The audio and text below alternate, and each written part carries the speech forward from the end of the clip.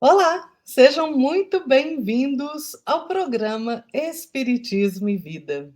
Se você ainda não se inscreveu no canal, se inscreva, deixe o seu like, compartilhe o vídeo, ativa lá o sininho das notificações para você ficar por dentro das novidades que acontecem por aqui. Nos siga também nas nossas redes sociais, no Instagram. E hoje, aqui no programa Espiritismo e Vida, claro, sempre pedindo a inspiração de nosso Senhor Jesus Cristo, a inspiração dos espíritos superiores, nós vamos falar de pensamento, que é uma coisa muito interessante, viu, gente? Emmanuel diz que a mente é o espelho da vida, né? E pode parecer óbvio que pensamento é o ato de pensar, mas na verdade não é, né? Porque muitas criaturas humanas não sabem realmente pensar, não conseguem, por invigilância, por falta de disciplina, fazer uma reflexão profunda, né? Então, pensar é o ato da gente submeter alguma coisa ao processo do raciocínio lógico, né? Exercer a capacidade de julgamento, de dedução, né? Concepção, é determinar por reflexão. E o que é a reflexão? A reflexão, nós podemos defini-la como sendo a concentração do espírito sobre si próprio, né? As suas representações, suas ideias, os seus sentimentos. Né? Pode ser também meditação, pensamento, análise detalhada sobre um assunto, isso tudo é reflexão. Né? Emmanuel, pela psicografia do nosso querido Chico Xavier, né, nos adverte que a mente é o espelho da vida em toda parte, em qualquer lugar. Aristóteles já nos dizia que pensar é uma ação divina. Então, o que é necessário é sabermos pensar.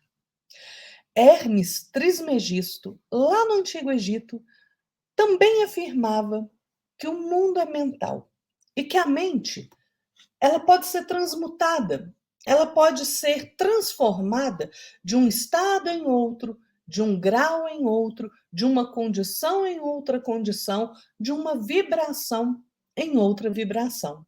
Leon Denis, no livro Depois da Morte, nos diz que tudo é fundado sobre nossos pensamentos. Tudo é fundado sobre nossos pensamentos. Tudo é obra dos próprios pensamentos.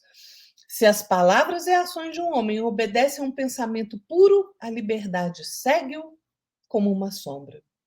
A doutrina espírita vai nos ensinar que os pensamentos vêm do espírito, né? O cérebro é só um instrumento físico que processa os nossos pensamentos enquanto nós estamos encarnados, né? E como espíritos imortais que nós também somos responsáveis pela qualidade dos nossos pensamentos. Aí é que o problema começa, não é verdade? Por quê? O nosso pensamento cria a vida que nós queremos, que nós procuramos. Então, qual deve ser o nosso esforço evolutivo? Dominar aquilo que pensamos. Né? O pensamento é uma força viva que procede do espírito e ele atua em todos os aspectos da nossa vida. Né? Então, melhorar a qualidade do nosso pensamento é essencial para que a gente tenha uma vida mais equilibrada. E isto, gente, exige disciplina, exige vigilância da nossa parte, exige o exercício firme da vontade, né? Nós precisamos voltar os olhos para nós mesmos, analisar como está a nossa vida. Daí a gente já tem um vislumbre da qualidade do pensamento que nós andamos, né, alimentando, que nós temos. E o pensamento, ele se manifesta a partir de um sentimento, né? O sentimento surge pelo reflexo de uma emoção. Então a gente tem que compreender que emoção e sentimento são coisas diferentes, né? Embora a gente os utilize como sinônimo muitas vezes, mas são coisas diferentes. Emoção é aquela reação imediata que nós temos, instintiva, né, a um estímulo ambiental. É algo que mexe com a gente, é uma resposta neural. O sentimento é diferente porque ele envolve um alto grau de componente cognitivo, né, de percepção, de avaliação de algo. A emoção é passageira, porque ela é uma reação. O sentimento é duradouro, porque ele é uma construção. Sentimento e pensamento são interdependentes, né? Pelo reflexo ou reação, nós esboçamos a emoção. A emoção, se nós a acolhemos em nosso íntimo, ela gera um sentimento.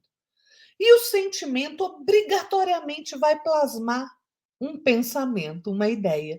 E a ideia, gente, o pensamento é que determina as nossas palavras e as nossas atitudes, que comandam as nossas ações.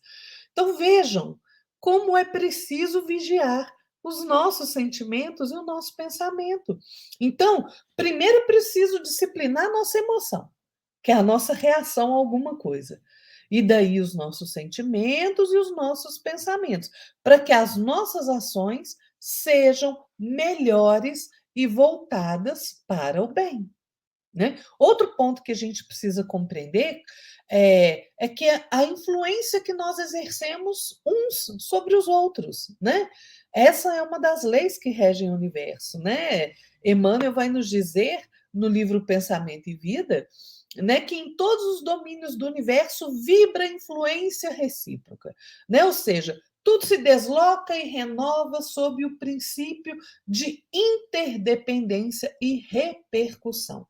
É através dos nossos sentimentos, dos nossos pensamentos, das nossas palavras e das nossas ações que nós nos influenciamos uns aos outros. Então eu tenho que pensar, qual é a influência que eu estou sendo para aqueles que me rodeiam? Pois é. E como eu estou me deixando influenciar por aqueles que me cercam? Será que eu estou sendo vigilante? Será que eu estou sendo Maria vai com as outras? Pois é. Toda escolha, gente, tem uma consequência. Então, será que eu estou me ligando a sentimentos e pensamentos inferiores? E olha, não existe nada mais sombrio para o futuro da nossa alma do que as más intenções, do que a maledicência incessante, né, que alimenta a maior parte das conversas hoje em dia, né? Todo mundo fala mal de todo mundo. Inventa história, né? Nós precisamos compreender que o eco das nossas palavras repercute na vida futura. Né? A atmosfera dos nossos maus pensamentos forma como se fosse uma nuvem em que o nosso espírito é envolvido e dependendo da qualidade dos nossos pensamentos, né? Se eles forem maus, ele fica obscurecido. O conhecimento dessa verdade deveria fazer com que a nossa conduta fosse a de se abster das críticas, dos deboches, daquelas apreciações dolosas que nós gostamos de fazer, de palavras zombeteiras, né? Porque isso tudo, gente, envenena o nosso próprio futuro. E nós devemos considerar que quando nós emitimos um pensamento, ele inevitavelmente volta a nós mesmos. André Luiz, no livro Ação e Reação, né, pela psicografia de Chico Xavier, vai nos dizer isso. Ele fala: olha, o pensamento é uma força viva e atuante. A velocidade do pensamento supera a velocidade da luz. E o pensamento emitido por nós volta inevitavelmente a nós mesmos. Só que ele nos compele a viver de maneira espontânea nessa onda de formas criadoras que naturalmente se fixam no nosso espírito quando alimentadas pelo combustível do nosso desejo, da nossa atenção. Então, nós temos a necessidade imperiosa de nos situarmos nos ideais mais nobres, né? Nos propósitos mais puros, mais elevados. Né? Por quê? Uma energia, gente, atrai energia da mesma natureza. Se eu me mantenho estacionário, na viciação, na sombra, né? As forças mentais que a gente exterioriza, elas retornam ao nosso espírito. Só que elas retornam reanimadas, intensificadas pelos pensamentos, pelas forças que se harmonizam com ela. Então, olha a complexidade da gente pensar corretamente. Porque se eu mantenho o meu pensamento fixo em ideias sombrias, no mal, esse pensamento vai voltar para mim. E não volta sozinho, né? Volta cheio de companheiros. Este é o grande problema. Então, é a nossa vontade dirigida para o bem ou para o mal, conforme a nossa própria escolha, que define o que nós sentimos, o que nós pensamos e o que nós fazemos. A responsabilidade da nossa vida é nossa, somente nossa. Nós somos artífices do nosso destino. Nós somos artífices da nossa vida. Onde eu coloco o meu foco mental é a influência que eu vou receber e que eu vou emitir. Por isso a importância da gente domar a nossa mente para o bem, né? Para nos ligarmos àqueles ideais mais nobres, aos valores morais mais elevados, né? Emmanuel fala que o reflexo mental mora no alicerce da vida. Então, cuidado com o que você está pensando, sentindo, fazendo. A minha mente é o alicerce da minha vida. O que eu penso e como eu me deixo influenciar pelos outros, como eu alimento a minha mente é que vai definir a minha vida. Como é que eu alimento a minha mente? Com conversações, com músicas, com leituras, com programas de TV, filmes. Então, cuidado, gente, com o que você escuta, com o que você lê, com o que você assiste. Chico Xavier, por Emmanuel, né, no livro Pensamento e Vida, ele fala: ninguém pode ultrapassar de improviso os recursos da própria mente, muito além do círculo de trabalho em que estagia. Contudo, assinalamos todos nós os reflexos uns dos outros dentro da nossa relativa capacidade de assimilação. Então, gente, nós estamos limitados pela quantidade de conhecimento que nós já temos e daquilo que nós já somos capazes de fazer. Mas nós recebemos os reflexos uns dos outros dentro da nossa capacidade, dentro desse parâmetro que nós conseguimos assimilar. Então, nós precisamos assimilar os bons reflexos através da leitura de bons livros, bons filmes, boas músicas, ter bons sentimentos, bons pensamentos. Ninguém permanece fora desse movimento incessante de permuta, né? Se a gente pudesse ver com os próprios olhos as correntes de pensamento que nos cercam, nós com certeza iríamos compreender de imediato que todos nós vivemos em regime de comunhão uns com os outros, segundo os princípios da afinidade. Né? Emmanuel vai nos explicar que a associação mora em todas as coisas, que preside todos os acontecimentos, comanda a existência de todos os seres. Né? Ele diz assim: refletem-se as criaturas reciprocamente na criação que reflete os objetivos do Criador. É no nosso cotidiano, no nosso dia a dia, né, que nós entramos em ressonância com as correntes mentais daqueles que são semelhantes a nós, né? No sentir, no pensar, no fazer. Então, nós assimilamos os pensamentos daqueles que pensam como nós pensamos.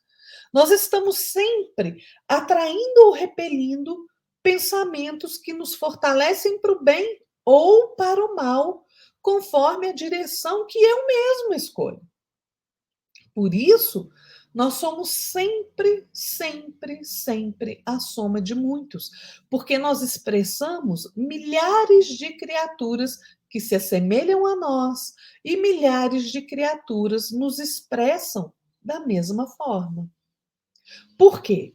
Porque sentindo, mentalizando, falando ou agindo, a gente se sintoniza com as emoções e ideias de todas as pessoas encarnadas ou desencarnadas na nossa faixa de simpatia. Herculano Pires, no livro Mediunidade, ele fala que a nossa vida não é material, é espiritual. E, desse modo, né, ela é regida pela nossa mente. A gente não se alimenta de matéria para o sustento do nosso corpo, né? Nós temos que nos alimentar para o nosso corpo não perecer. Mas a gente vive de anseio, de sonho, de aspirações, de ideias, de impulsos espirituais que brotam do nosso íntimo ou muitas vezes nos chegam em forma de sugestão, né? Às vezes é um envolvimento emocional do meio em que nós vivemos, né? Das mentes encarnadas e desencarnadas que nos cercam, né? Tem um ditado que diz assim, né? Diga-me com quem andas, que eu te direi quem és. Eu vou te falar o contrário. Se a gente observar quem você é, a gente vai observar quem anda com você, principalmente os desencarnados. Então a gente tem que ter muito cuidado, né? Quando nós tomarmos consciência de que a mente é o espelho da vida, nós vamos deixar de nos entregar a influências estranhas e vamos assumir, vamos tomar posse de nós mesmos, né? E nós vamos então começar a nos guiar com lucidez, né? Aprendendo a distinguir as ideias que são nossas das ideias que são dos outros. E aprendendo a direcionar as nossas intenções pelo exercício firme da nossa vontade, né? Repelindo aquilo que pode nos prejudicar e prejudicar aos outros, né? É que nós vamos compreendendo que se eu coloco o foco da minha mente no bem, no amor, na busca de conhecimento, é aí que eu realmente serei mais útil na construção de um mundo melhor. Cuidemos da nossa casa mental. Cuidemos de como estamos alimentando a nossa mente, consequentemente, o nosso espírito, porque faz toda a diferença na nossa vida. Fiquem todos na paz de nosso Senhor Jesus Cristo e até a próxima. Tchau!